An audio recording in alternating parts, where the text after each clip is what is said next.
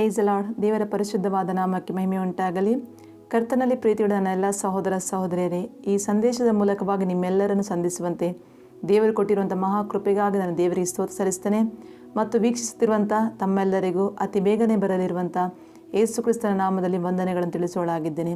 ಪ್ರಿಯರೇ, ಈ ದಿನವು ನಿಮ್ಮೆಲ್ಲರಿಗೂ ಸಂತೋಷಕರವಾಗಿಯೂ ಆರೋಗ್ಯಕರವಾಗಿಯೂ ಜಯಕರವಾಗಿಯೂ ಇರಲಿ ಎಂಬುದಾಗಿ ಪ್ರಾರ್ಥಿಸುತ್ತಾ ಈ ದಿನದ ವಾಕ್ಯ ಧ್ಯಾನವನ್ನು ಪ್ರಾರಂಭಿಸುವ. ಈ ದಿನದ ಧ್ಯಾನಕ್ಕೋಸ್ಕರವಾಗಿ ಜ್ಞಾನೋಕ್ತಿಗಳು ಅದರ 4ನೇ ಅಧ್ಯಾಯ 15ನೇ ವಚನ ಓದಿಕೊಳ್ಳೋಣ. ಅದಕ್ಕೆ ದೂರವಾಗಿರು, ಅದರಲ್ಲಿ ನಡೆಯದೆ ಓರೆಯಾಗು, ಮುಂದೆ ಮುಂದೆ ನಡೆ. Praise Lord. ಈ ವಾಕ್ಯದಲ್ಲಿ ನಾವು ನೋಡುತ್ತೇವೆ ಅದಕ್ಕೆ ದೂರವಾಗಿರು ಎಂಬುದಾಗಿ. ಈ ದಿನದ ವಾಕ್ಯದ ತಲೆಬರ ದೂರವಾಗಿರಿ ಎಂಬುದಾಗಿ. ನಾವು ಸತ್ಯವೇದದಲ್ಲಿ ನಾವು ನೋಡೋದಾದರೆ ದೇವರು ಅನೇಕ ವಿಷಯಗಳಲ್ಲಿ ನಾವು ದೂರವಾಗಿರಬೇಕೆಂಬುದಾಗಿ ಎಚ್ಚರಿಸುವುದನ್ನು ನೋಡ್ತೇವೆ. ಆ ಸಂಗತಿಗಳಿಂದ ದೂರವಾಗಿರು, ಆ ಸ್ತ್ರೀಯಿಂದ ದೂರವಾಗಿರು, ಅದಕ್ಕೆ ದೂರವಾಗಿರು, ಇವುಗಳು ನಿನಗೆ ದೂರವಾಗಿರಲಿ ಎಂಬುದಾಗಿ ಅನೇಕ ಕಡೆಗಳಲ್ಲಿ ಹೇಳುವುದನ್ನು ನಾವು ನೋಡುತ್ತೇವೆ. ಪ್ರಿಯರೇ, ಈ ದಿನದಲ್ಲಿ ಸಹ 3 ಸ್ತ್ರೀಯರನ್ನು ನಿಮ್ಮ ಮುಂದೆ ಇಟ್ಟು ಆ ಸ್ತ್ರೀಯರಲ್ಲಿರುವಂಥ ಸ್ವಭಾವಗಳಿಂದ ನಾವು ದೂರವಾಗಿರಬೇಕೆಂಬುದಾಗಿ ದೇವರು ನಮ್ಮನ್ನು ಎಚ್ಚರಿಸುವನಾಗಿದ್ದೇನೆ. ಮೊದಲನೇದಾಗಿ ನಾವು ನೋಡುತ್ತೇವೆ ಯೋಬನ ಹೆಂಡತಿ. ಆ ಯೋಬನ ಹೆಂಡತಿಯ ಕುರಿತಾಗಿ ನಾವು ನೋಡುವುದಾದರೆ ಅವಳ ಹೆಸರನ್ನು ಸತ್ಯವೇದದಲ್ಲಿ ಬರೆಯಲ್ಪಟ್ಟಿಲ್ಲ. ಆದರೆ ಯೋಬನು ಅವಳನ್ನು ಮೂರ್ಖಳು ಎಂಬುದಾಗಿ ಕರೆಯುವುದನ್ನು ನೋಡುತ್ತೇವೆ.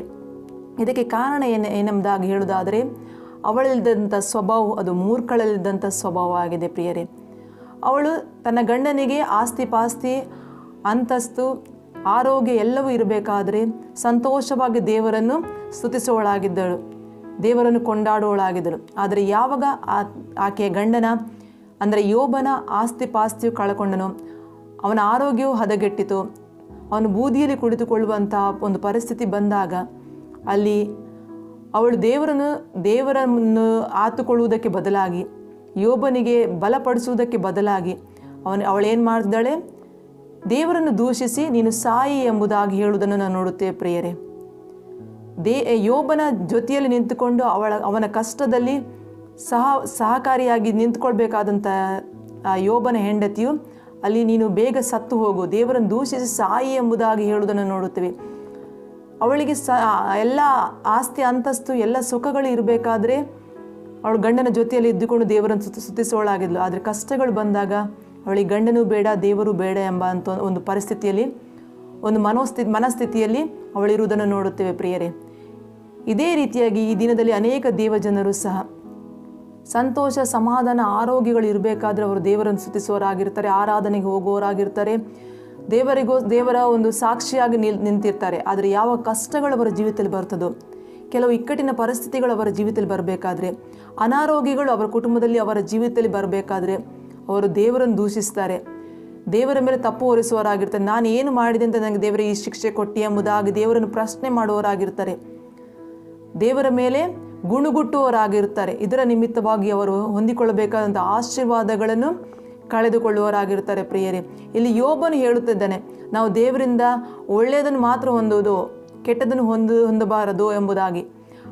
ಎಲ್ಲ ವಿಷಯಗಳಲ್ಲಿ ದೇವರನ್ನು ಸ್ತುತಿಸ್ತಾ ಇರ್ತಾನೆ. ಆದರೆ ಯೋಬನ ಹೆಂಡತಿಯಲ್ಲಿ ಗುಣುಗುಟ್ಟುವುದನ್ನು ನೋಡುತ್ತೇವೆ. ಪ್ರಿಯರೇ, ಆ ಯೋಬನ ಹೆಂಡತಿಯಲ್ಲಿದ್ದಂಥ ಸ್ವಭಾವ ಅದು ನಮಗೆ ಬರಬಾರದು. ಯಾವುದೇ ಪರಿಸ್ಥಿತಿಗಳಲ್ಲಿರಬಹುದು, ಕಷ್ಟಗಳಾಗಲಿ ಸುಖವಾಗಲಿ ಸಂತೋಷವಾಗಲಿ ದುಃಖವಾಗಲಿ ಆರೋಗ್ಯವಾಗಲಿ ಅನಾರೋಗ್ಯವಾಗಲಿ ಇಕ್ಕಟ್ಟಾಗಲಿ ಸಮೃದ್ಧಿಯಾಗಲಿ ಪೌಲನು ಹೇಳುವ ರೀತಿಯಲ್ಲಿ ಕ್ರಿಸ್ತನ ಪ್ರೀತಿಯಿಂದ ನಮ್ಮನ್ನು ಅಗಲಿಸುವವರು ಯಾರು?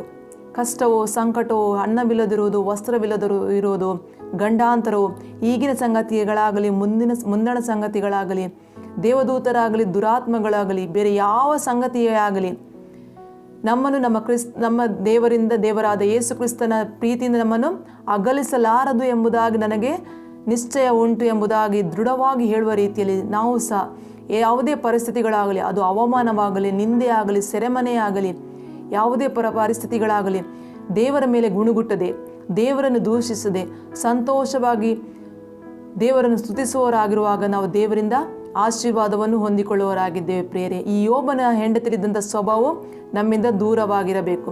ಎರಡನೇದಾಗಿ ನಾವು ನೋಡುವುದಾದರೆ ಲೋಟನ ಹೆಂಡತಿಯಲ್ಲಿದ್ದಂಥ ಸ್ವಭಾವ.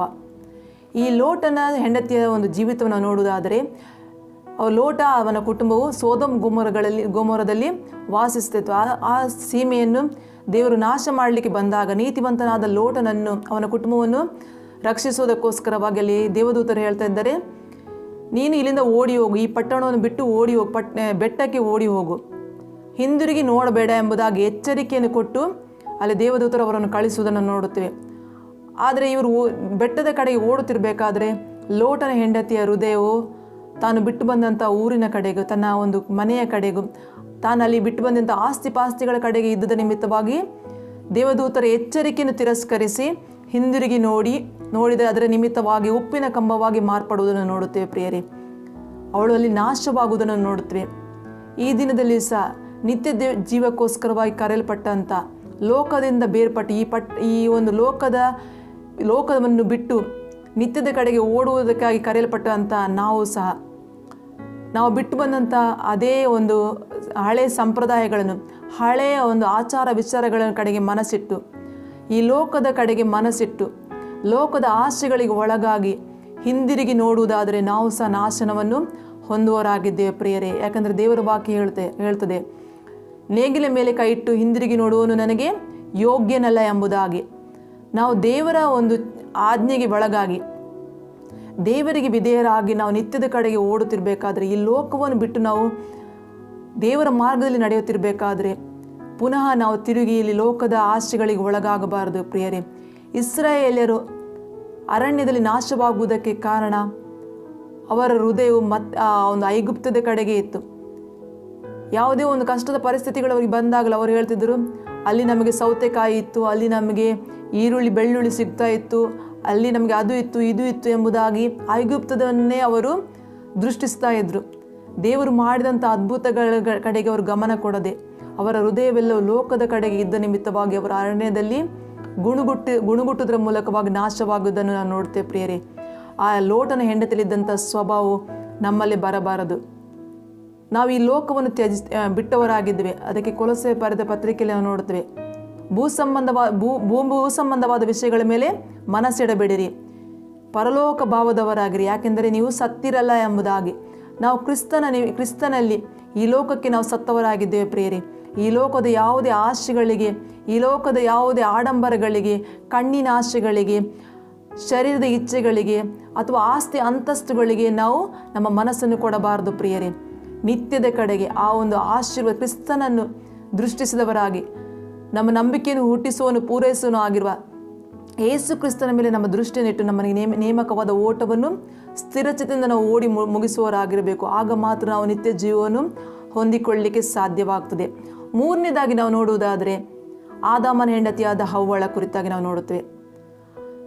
ದೇವರಲ್ಲಿ ಆದಾಮನಿಗೆ ಒಂದು ಆಜ್ಞೆಯನ್ನು ಕೊಡ್ತಾರೆ. ಏನಂದರೆ, ಈ ತೋಟದಲ್ಲಿರುವಂಥ ಒಳ್ಳೆಯದರ ಮತ್ತು ಕೆಟ್ಟದರ ಅರಿವನ್ನು ಹುಟ್ಟಿಸುವ ಮರದ ಹಣ್ಣನ್ನು ತಿನ್ನಬಾರದು ಎಂಬುದಾಗಿ. ಆದರೆ ಹವ್ವಳಿಗೆ ಸೈತಾನನು ಹಾವಿನ ರೂಪದಲ್ಲಿ ಬಂದುಬಿಟ್ಟು ವಂಚಿಸ್ತಿದ್ದಾನೆ. ಇಲ್ಲಿ ಹವ್ವಳ ತಪ್ಪು ಏನೋದನ್ನು ನೋಡೋದಾದರೆ, ಅವಳು ದೇವರ ಮಾತಿಗೆ ಬದಲಾಗಿ ಸರ್ಪದ ಮಾತಿಗೆ ಕಿವಿಗೊಡುವುದನ್ನು ನೋಡುತ್ತೇವೆ. ಅನಾವಶ್ಯಕವಾದ ಸಂಭಾಷಣೆಗೆ ಅವಳು ಮನಸ್ಸು ಕೊಡ್ತಿದ್ದಾಳೆ. ಅವಳು ಕಿವಿಗೊಡುವಂಥ ವಿಷಯಗಳಲ್ಲಿ ಅವಳು ಎಚ್ಚರಿಕೆ ಆಗದೇ ಇದ್ದ ನಿಮಿತ್ತವಾಗಿ ಸರ್ಪದ ಮಾತುಗಳು ಅವಳ ಹೃದಯದಲ್ಲಿ ಕಾರ್ಯವನ್ನು ಮಾಡ್ತಾ ಇದೆ. ವಂಚನೆಯ ಮಾತುಗಳಿಗೆ ಅವಳು ಕಿವಿಗೊಡ್ತಾ ಇದ್ದಾಳೆ. ಅದಕ್ಕೆ ದೇವರ ವಾಕ್ಯ ನಾವು ನೋಡುತ್ತೇವೆ, ನೀವು ಕಿವಿಗೊಡುವುದರ ವಿಷಯದಲ್ಲಿ ಎಚ್ಚರಿಕೆಯಾಗಿರಿ ಎಂಬುದಾಗಿ.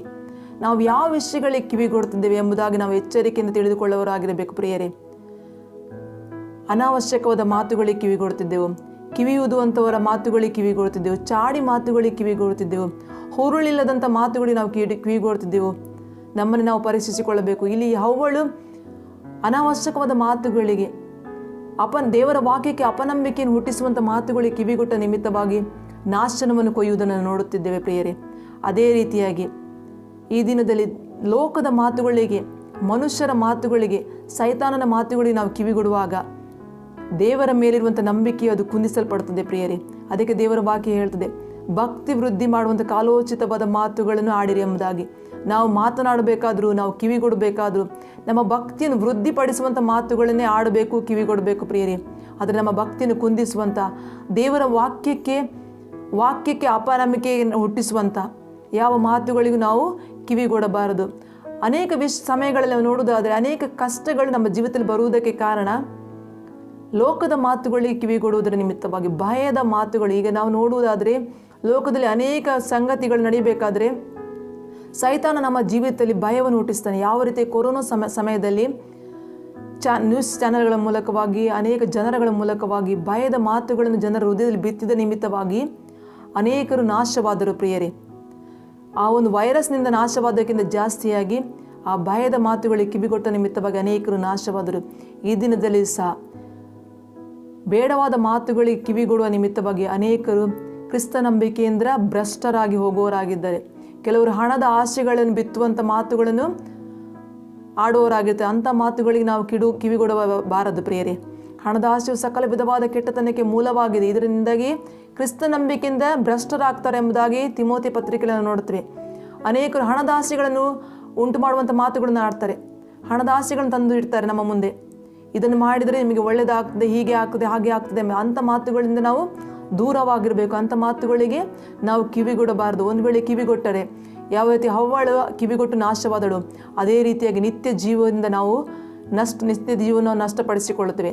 ನಾವು ಸಹ ನಾಶವಾಗುತ್ತೇವೆ ಪ್ರಿಯರೇ. ಆದ್ದರಿಂದ ನಾವು ಎಚ್ಚರಿಕೆ ಉಳ್ಳವರಾಗಿರಬೇಕು. ಈ ದಿನದಲ್ಲಿ ದೇವರು 3 ಸ್ತ್ರೀಯರನ್ನು ಮುಂದಿಟ್ಟು ನಮ್ಮನ್ನು ಎಚ್ಚರಿಸಿದ್ದಾನೆ. ಒಂದನೇದಾಗಿ ಯೋಬನ ಹೆಂಡತಿಯಲ್ಲಿದ್ದಂಥ ಸ್ವಭಾವ, ಕಷ್ಟಗಳು ಬಂದಾಗ ಗುಣುಗುಟ್ಟುವಂಥ ಸ್ವಭಾವ ನಮ್ಮಲ್ಲಿ ಬರಬಾರದು. ಎರಡನೇದಾಗಿ ಲೋಟನ ಹೆಂಡತಿಯಲ್ಲಿದ್ದಂಥ ಸ್ವಭಾವ, ಲೋಕದ ಆಶೆಗಳಿಗೆ ಮನಸ್ಸು ಕೊಡುವಂಥ ಸ್ವಭಾವ ನಮ್ಮದಾಗಿರಬಾರದು. ಮೂರನೇದಾಗಿ ಆದಾಮನ ಹೆಂಡತಿಯಾದ ಹವ್ವಳಲ್ಲಿದ್ದಂಥ ಸ್ವಭಾವ, ಕಿವಿಗೊಡುವಂಥ ವಿಷಯಗಳಲ್ಲಿ ಎಚ್ಚರಿಕೆಯಾಗಿರದೆ ಲೋಕದ ಮಾತುಗಳಿಗೂ ಸೈತಾನನ ಮಾತುಗಳಿಗೂ ಕಿವಿಗೊಟ್ಟು ನಾಶವಾಗುವಂಥ ಸ್ವಭಾವವು ನಮ್ಮದಾಗಿರಬಾರದು ಪ್ರಿಯರೇ.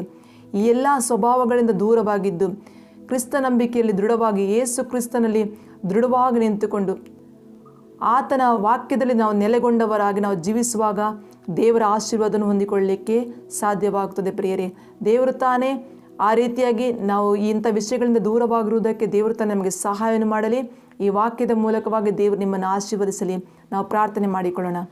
ಪ್ರೀತಿಯುಳ್ಳ ಪರಲೋಕ ತಂದೆಯ ದೇವರೇ, ಕರ್ತನೆ, ಈ ದಿನದಲ್ಲಿ 3 ಸ್ತ್ರೀಯರ ಸ್ವಭಾವಗಳಿಂದ ನಾವು ದೂರವಾಗಿರಬೇಕೆಂಬುದಾಗಿ ನಿನ್ನ ವಾಕ್ಯದ ಮೂಲಕವಾಗಿ ನಿನ್ನ ಕರ್ತನೆ ತಿಳಿಯಪಡಿಸಿರುವುದಕ್ಕಾಗಿ ಸ್ತೋತ್ರ. ಲೋಟನ ಹೆಂಡತಿಯಲ್ಲಿದ್ದಂಥ ಕರ್ತನೆ ಲೋಕದ ಆಶೆಗಳಿಗೆ ಒಳಗಾಗುವಂಥ ಸ್ವಭಾವಗಳು ನಮ್ಮಲ್ಲಿ ಬರಬಾರದು ಸ್ವಾಮಿ. ದೇವರ ಯೋಬನ ಹೆಂಡತಿಯಲ್ಲಿದ್ದಂಥ ಗುಣಗುಟ್ಟುವಂಥ ಸ್ವಭಾವ ನಮ್ಮಲ್ಲಿ ಬರಬಾರದು ರಾಜ.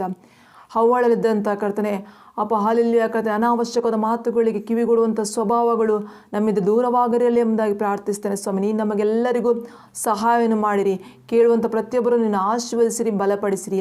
ಯೇಸುವಿನ ನಾಮದಲ್ಲಿ ಪ್ರಾರ್ಥಿಸ್ತೇನೆ ನನ್ನ ತಂದೆಯ ದೇವರೇ, amen. Thank you. God bless you.